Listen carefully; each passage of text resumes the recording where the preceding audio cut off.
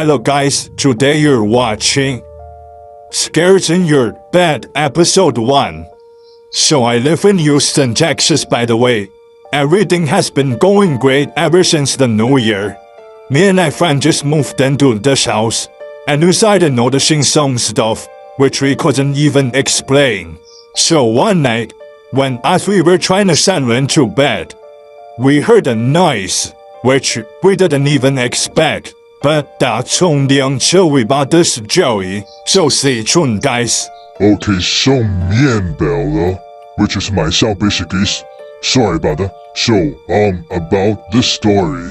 Since I'm a female, this is true, this is not fake, this is not entertainment, this is true.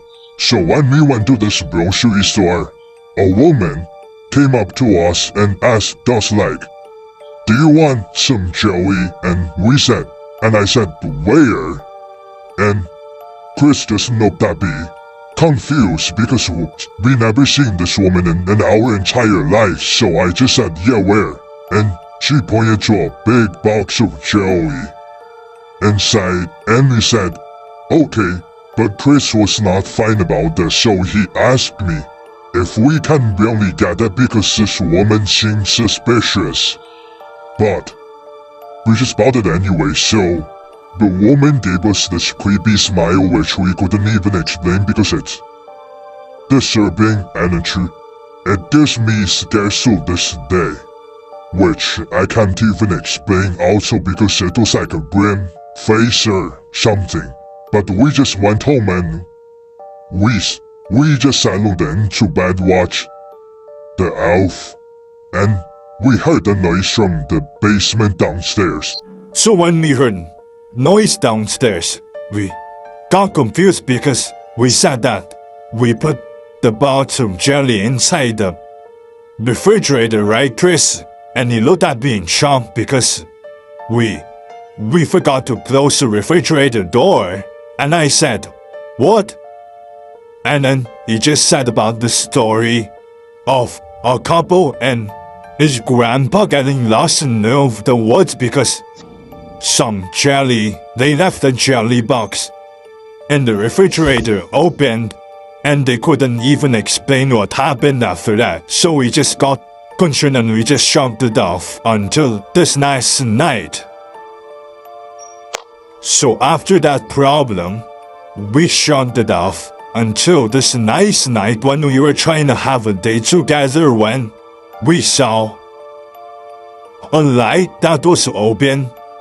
I also got confused because I left it closed, right? There's no way. So I went to go close it until I saw. Oh yes, you guys know what I'm thinking, right? It said something disturbing. I don't want to say it out loud because it's disturbing and it gives me goosebumps to this day as I said when we were in the grocery store. So, after it said, I remember it said something after, which it's okay to say. It said like, don't look away, don't look behind you. And that's true because when I went to go get the lamp, I didn't see the jelly monster behind me. It snuck up to my back and I turned around and I saw it. Which I don't know even happened, but it ate Chris and I had to run out to my car to call the police, and when they got back, they saw nothing. Just red jelly pies scattered all over the floor, which we couldn't even explain because it still creeps me out to this day. That was 10 years ago. I'm 31 now and I was 21 when that happened. I'm living a healthy life now. I drove 3 hours far away from the mountains, which was good for me because it was the best day of my life. But 10 years later, my boss called me and he just said, at least one more night, at least just one more. I couldn't shake off that feeling, but I decided to. When I got back, there was this feeling like I was being watched. You guys know that feeling, right? When you feel like you're being watched, but that's not even true. That's what I felt until I saw it out of the window. I don't know up to this day if it's still alive, but I don't even want to find out.